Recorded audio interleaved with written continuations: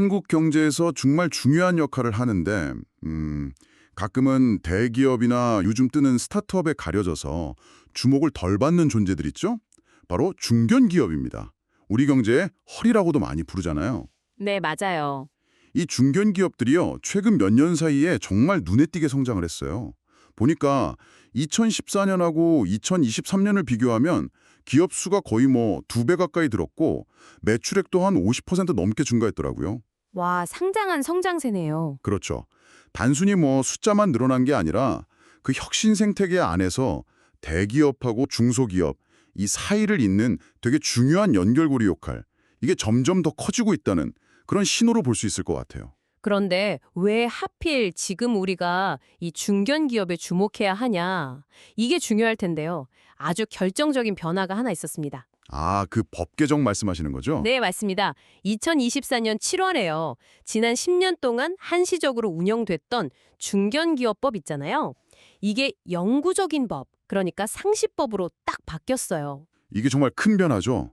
단순히 기간 연장 이상의 의미가 있어요. 그렇죠. 이게 그냥 법 기간 늘린 게 아니라 정부가 이제 중견기업을 그냥 잠깐 도와주고 마는 대상이 아니라 우리 경제의 진짜 핵심 주체로 딱 인정하고 앞으로 길게 보면서 정책을 펴겠다. 이런 강력한 의지를 보여준 셈이거든요. 그래서 오늘 바로 이 중요한 변화의 시점에서 저희가 좀 깊이 파고들 자료가 있습니다. 과학기술정책연구원, 스태피라고 하죠? 여기서 2025년 7월에 내놓은 아주 흥미로운 보고서가 있어요. 네, 저도 봤습니다. 상당히 시의적절한 보고서더라고요. 지난 10여 년 동안 중견기업 R&D 지원 정책이 어떻게 흘러왔는지, 그리고 앞으로는 또 어떤 방향으로 가야 할지, 이런 날카로운 분석과 제언들이 담겨 있더라고요. 과연 예전 방식은 뭐가 문제였고, 또 새로운 정책은 중견기업의 진짜 잠재력을 끌어낼 수 있을까? 함께 이 질문의 답을 한번 찾아가 보려고 합니다. 자, 그럼 먼저 중견기업 R&D 지원이 걸어온 길부터 한번 빠르게 짚어보죠. 모든 일에는 시작이 있잖아요. 중견기업만을 위한 정책적인 관심, 이게 본격적으로 시작된 게 2011년 월드클래스 300 프로젝트부터라고 하더라고요. 그때 왜 갑자기 중견기업이 이렇게 딱 주목을 받았을까요? 그 배경을 보면요. 당시 우리 산업 구조가 대기업 아니면 중소기업 이렇게 좀 양극화되는 것에 대한 위기감이 상당히 컸습니다. 아, 뭔가 중간이 비어있다는 느낌? 맞습니다. 성장 잠재력은 충분한데 정책적으로는 약간 사각지대에 놓여 있던 이 중견 기업들을 키워서 좀 새로운 성장 동력을 만들어야 한다. 이런 목소리가 커졌던 거죠. 그리고 월드 클래스라는 그 이름 자체도 중견 기업의 이미지를 좀 끌어올리고 우리도 할 수 있다 이런 자신감을 주는데 꽤 긍정적인 효과가 있었어요. 확실히 브랜드 효과가 있었겠네요. 네. 근데 동시에 또 비판도 있었죠. 너무 소수의 잘 나가는 기업에만 지원이 몰리는 거 아니냐. 이런 지적도 꾸준히 나왔습니다. 어떻게 보면 중견기업 지원 정책의 가능성이랑 한계를 동시에 보여준 뭐랄까? 그런 출발점이었다고 할 수 있겠네요. 그러고 나서 이제 제1기 2015년부터 2019년까지인데 이때는 아까 말씀하신 중견기업법이 처음 만들어지고 시행되면서 법적인 기반이 딱 마련된 시기잖아요. 제1차 중견기업 성장 촉진 기본계획 이것도 나왔고요. 예, 맞아요. 이때부터는 그냥 몇몇 기업 도와주는 걸 넘어서 좀 중견기업 특성에 맞는 체계적인 지원 시스템을 만들려는 그런 노력이 시작됐다고 봐야죠. 구체적으로 어떤 변화가 있었나요? 중소 중견기업 기술 경쟁력 강화 파트너십 뭐 이런 이름의 사업들도 생겨나고 예산도 좀 늘어나고요. 중견기업이 단순히 자기 R&D 역량만 키우는 게 아니라 다른 기업들하고 협력하는 일종의 기술 혁신 허브 역할 이것도 강조되기 시작했습니다. 아, 자체 역량 강화뿐만 아니라 생태계 역할까지. 그렇죠. 근데요, 그렇게 제도적인 틀은 갖춰졌지만 현장에서는 여전히 좀 아쉬움이 남았어요. 예를 들면 지원 대상에요. 중견기업만 딱 있는 게 아니라 후보 중견기업이라고 해서 아직 중소기업 단계에 있는 기업들까지 포함이 됐거든요. 아, 그러면 좀 타겟이 모호해지는 거 아닌가요? 바로 그겁니다.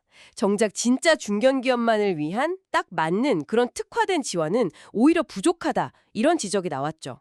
그리고 예산 규모 자체도 개별 중견기업이 정말 의미 있는 기술 도약을 이루기에는 좀 부족하다는 목소리도 계속 있었고요. 그러니까 정책 목표는 있었지만 실제 집행에서는 좀 한계가 있었다는 거네요. 네, 정책의 방향성은 좋았는데 실제 자원 배분이나 집행 과정에서는 여러 현실적인 제약이나 고민이 많았던 시기다 이렇게 볼 수 있겠습니다. 그리고 이제 제2기 2020년부터 2024년인데요. 이때는 또 상황이 확 바뀌잖아요. 뭐 일본 수출 규제도 있었고 생각지도 못한 코로나19 팬데믹도 터졌고 이런 외부 충격에 대응해야 한다는 절박함 같은 게 좀 있었던 것 같아요. 맞습니다. 그래서 제2차 기본계획하고 월드클래스 플러스 프로젝트가 시작되면서 지원 방식도 훨씬 다양해지고 좀 강화되는 그런 모습을 보였습니다. 구체적으로 어떤 특징이 있었죠, 이 시기는? 이 시기 특징은 크게 두 가지 키워드로 볼 수 있는데요. 선택과 집중 그리고 다양화입니다. 선택과 집중, 그리고 다양화라. 좀 상반되는 느낌인데요. 네, 그럴 수 있죠. 우선 선택과 집중 측면에서는요. 예를 들어 소재, 부품, 장비, 우리가 흔히 소부장이라고 부르는 분야나 아니면 국가적으로 중요한 전략기술 분야, 이런 특정 분야에서 역량을 가진 기업들을 딱 골라서 지원하는 경향이 아주 뚜렷해졌습니다. 그리고 단순히 R&D 자금만 주는 게 아니라 뭐 수출이나 인력, 금융 같은 B-R&D 지원까지 묶어서 한꺼번에 제공하는 패키지 지원도 많이 늘었고요. 기업이 우리 이런 기술 필요해요? 하고 직접 제안하는 수요 기반 R&D 방식도 도입이 됐죠. 아, 지원 메뉴가 훨씬 다양해졌군요. 그렇죠. 그래서 다양화 측면에서는 뭐 지역을 대표하는 중견기업 아니면 강소 벤처형 중견기업, 디지털 전환 지원, 정말 다양한 이름의 사업들이 막 생겨났습니다. 와, 듣기에는 정말 좋아 보이는데요. 지원도 세지고 종류도 많아지고. 근데 이게 오히려 또 문제가 되기도 했다면서요. 그렇습니다. 이게 딱 양날의 검이었던 거죠. 사업 종류가 너무 많아지니까 기업 입장에서는 도대체 어떤 사업이 나한테 맞는지 이걸 파악하는 것조차 너무 어려워진 거예요. 아, 정보 찾기가 힘들어지는군요. 네, 정보 접근성은 떨어지고 혼란만 커진 거죠. 그리고 또 다른 문제는 예산은 한정돼 있는데 이걸 여러 개의 작은 사업으로 너무 잘게 쪼개다 보니까 정작 기업 하나하나가 느끼는 지원 효과는 별로 크지 않고 오히려 뭐 서류 만들고 보고하고 이런 행정 부담만 늘어났다 이런 비판이 계속 나왔습니다. 지원의 폭은 넓혔는데 깊이는 얕아진 셈이네요. 맞아요. 지원의 폭은 넓혔지만 그 깊이나 실제 효과 면에서는 좀 물음표가 붙었던 시기라고 평가할 수 있습니다. 현장의 목소리를 세밀하게 담아내는데도 좀 한계가 있었고요. 결국 지난 10여 년을 돌아보면 중견기업 R&D 지원이라는 게 처음에는 우리 여기 있어요 하고 존재를 알리고 연기, 그다음엔 법적인 툴을 만들고 일기, 그리고 나서는 지원을 막 늘리고 다양화하려고 2기 시도해 왔는데 그 과정에서 뭐 소수 기업에 집중된다거나 지원 대상이 좀 애매하다거나 아니면 너무 잘게 쪼개져서 효과가 떨어진다 이런 과제들을 계속 안고 온 거네요. 정확하게 보셨습니다. 그리고 바로 이런 경험과 또 반성 위에서 이제 제3기 2025년부터가 시작되는 겁니다. 중견기업법 상시화라는 아주 든든한 기반도 생겼고요. 그렇죠. 그 기반 위에 지금 한창 만들고 있는 제3차 기본 계획을 통해서 과거의 문제점들을 좀 극복하고 정책을 완전히 새롭게 설계해야 하는 그런 중요한 시점인 거죠. 특히 요즘 뭐 글로벌 기술 패권 경쟁은 점점 더 심해지고 기존 사업들은 또 끝나는 시점이 다가오고 국가 재정은 한정되어 있고 이런 상황에서 더 이상 과거 방식으로는 안 된다. 이런 공감대가 형성된 겁니다. 일부 중견기업들이 성장이 좀 멈추면서 R&D 투자를 줄이는 경향도 문제라고 하더라고요. 네, 그것도 중요한 문제죠. 이런 상황에서 어떻게 하면 중견기업들이 스스로 알아서 혁신에 투자하도록 만들고 또 미래 산업 변화에 잘 발맞춰 나갈 수 있게 효과적으로 도울 수 있을까? 이게 바로 스태피 보고서가 던지는 핵심 질문이고 또 우리가 주목해야 할 미래 방향인 것 같습니다. 자, 그럼 보고서가 제시하는 구체적인 개선 방향들을 한번 하나씩 살펴볼까요? 첫 번째 제안부터가 상당히 흥미롭던데요.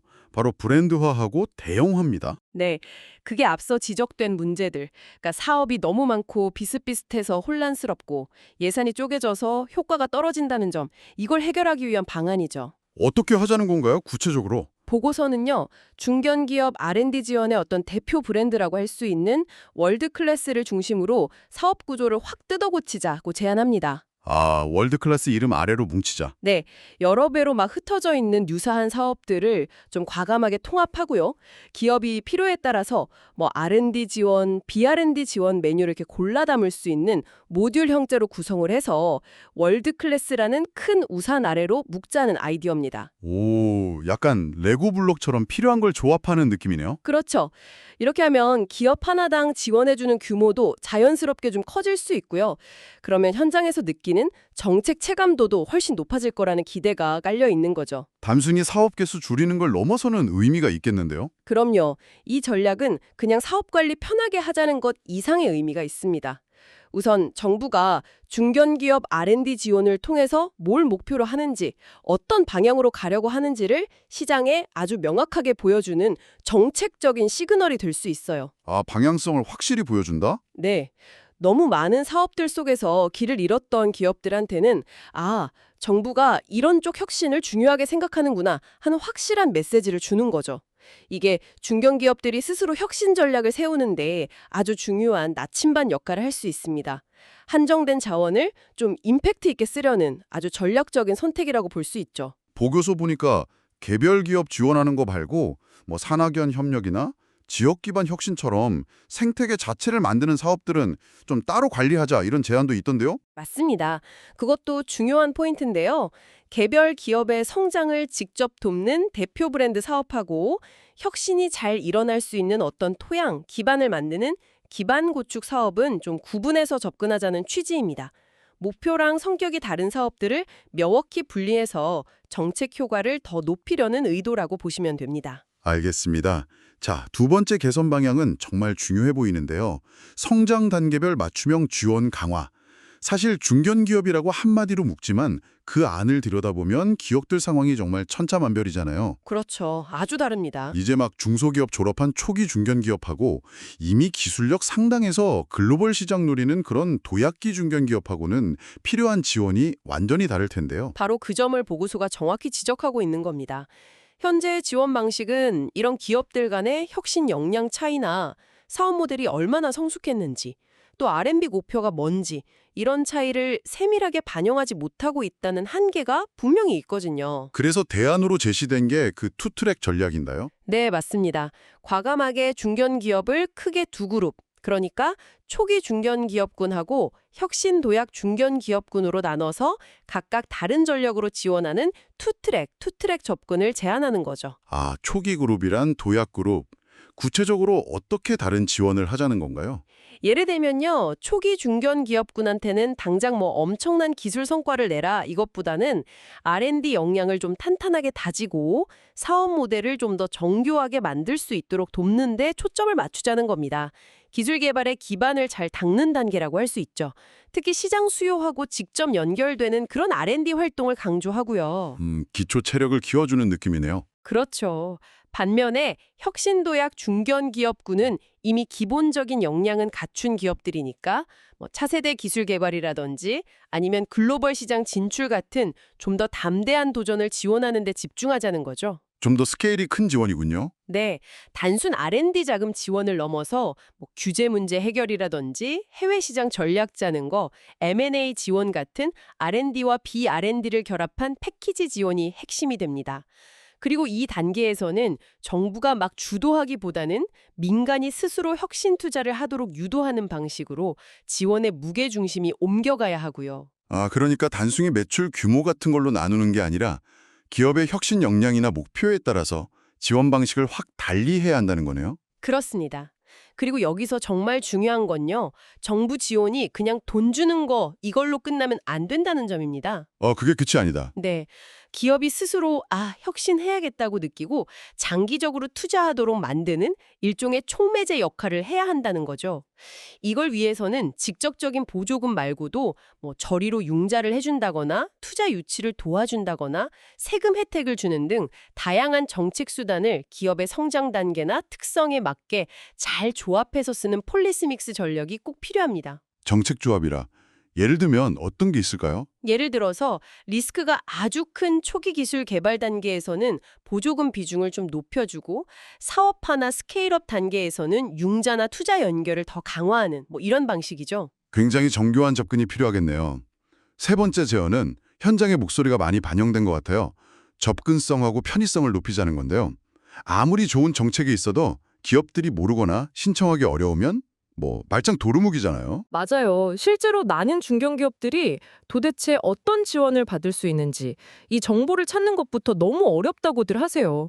정보의 비대칭성, 또 복잡한 절차, 이런 게 현장에서는 정말 큰 장벽입니다. 지금도 중견 기업 정보마당 이런 사이트가 있긴 하던데 그걸로는 좀 부족한가 보죠. 네, 운영은 되고 있지만 여러 부처나 기관에 막 흩어져 있는 정보들을 한 곳에서 다 모아서 보여주는 데는 아무래도 좀 한계가 있죠. 그래서 보고서가 제안하는 해결책이 바로 그 중견기업 지원 종합 포털 가칭 이거군요. 맞습니다. 아이디어는 아주 간단해요.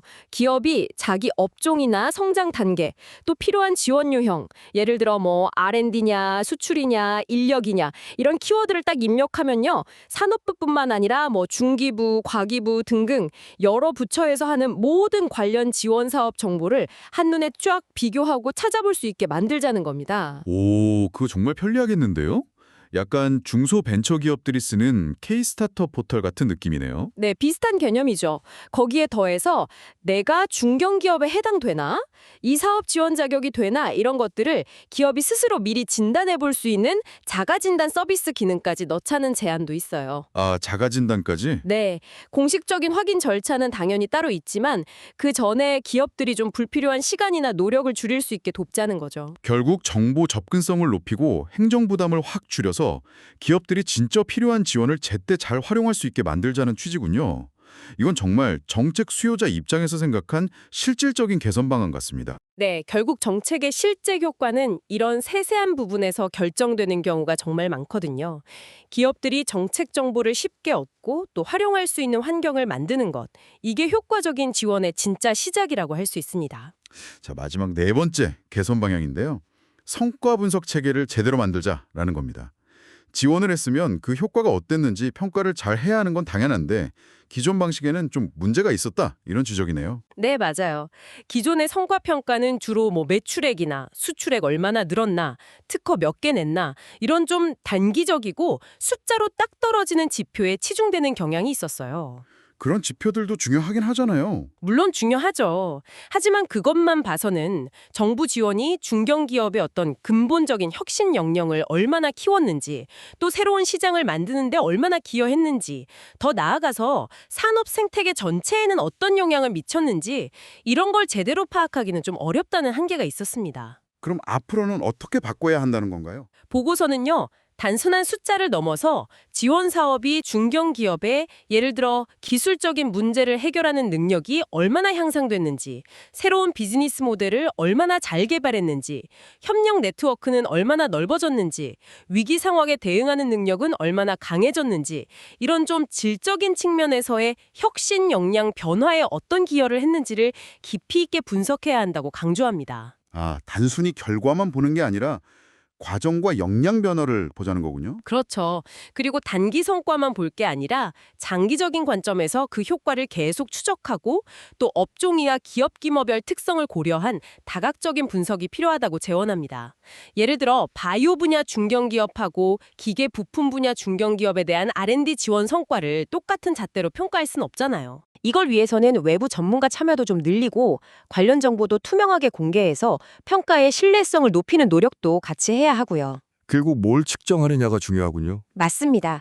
결국 우리가 무엇을 측정하느냐가 정책의 방향을 결정합니다. R&D 지원을 통해서 우리가 진짜 얻고 싶은 성장과 혁신이 뭔지 제대로 정의하고 측정해야만 정책이 올바른 방향으로 갈 수 있는 거죠. 네, 오늘 스태피 보고서를 통해서 중견기업 R&D 지원 정책이 지난 10년 그리고 앞으로 가야 할 길까지 아주 자세히 들여다봤습니다.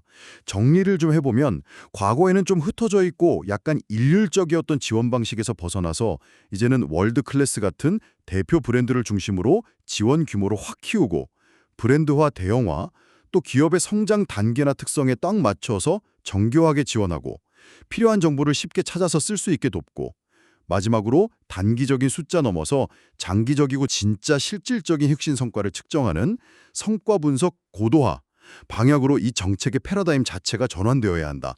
이게 핵심 메시지인 것 같습니다. 네, 정확히 요약해 주셨습니다. 그리고 이 변화는요, 단순히 정부 부처의 정책 방향이 바뀐다. 이것 이상의 의미를 갖습니다. 바로 당신에게도 중요한 시사점을 던져주는데요. 아, 듣고 계시는 분들에게요? 그렇죠. 한국 경제의 허리 역할을 하는 이 중견기업들이 앞으로 어떤 방향으로 혁신하고 또 성장해 나갈지 이걸 가늠해 볼 수 있는 아주 중요한 단서가 되기 때문입니다. 당신께서 몸담고 계신 산업의 미래를 전망하시거나 혹은 투자 기회를 찾으시거나 아니면 협력할 파트너를 찾는 과정에서도 이런 중견기업 정책의 변화 그리고 그로 인한 기업들의 움직임을 이해하는 것이 정말 큰 도움이 될 수 있습니다. 네, 오늘 이야기를 마무리하면서 이런 질문을 한번 던져보고 싶습니다. 정부의 지원 방향이 이렇게 맞춤형으로 진화하고 또 기업의 자발적 혁신을 유도하는 쪽으로 무게중심이 옮겨가는 이 전환점에서요. 과연 우리 중견기업들은 이 변화의 흐름을 어떻게 활용해야 할까요? 단순히 그냥 주어지는 지원을 받는 그런 수동적인 입장에 머무르는 게 아니라 이 기회를 발판 삼아서 지속 가능한 혁신 역량을 스스로 내 안에 갖추고 각자 자기 분야에서 판도를 바꾸는 게임 체인저로 도약하기 위해서 무엇을 준비하고 또 실행해야 할까요? 이것이 앞으로 우리 중견기업들 그리고 정책 당국, 더 나아가 우리 사회 전체가 함께 풀어가야 할 중요한 숙제가 아닐까 싶습니다. 오늘 저희가 준비한 이야기는 여기까지입니다. 다음에도 당신의 지적 호기심을 채워드릴 흥미로운 분석으로 다시 찾아뵙겠습니다.